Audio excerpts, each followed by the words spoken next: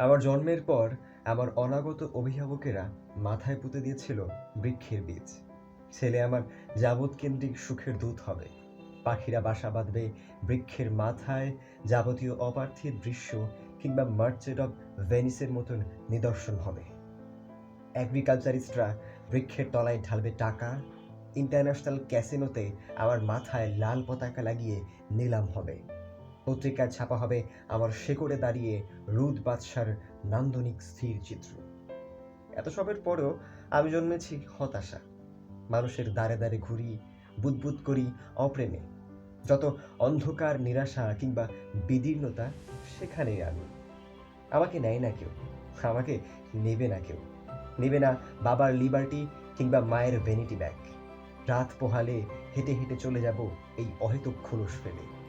খোলসের ভিতর radio activity. যেহেতু দেহ দিয়ে কিনা যায় না মানুষের মন কিংবা একাগ্রতা, অতএব আফসোস নেই দেহের প্রতি। নেই কোনো মোহ কিংবা উৎকণ্ঠা।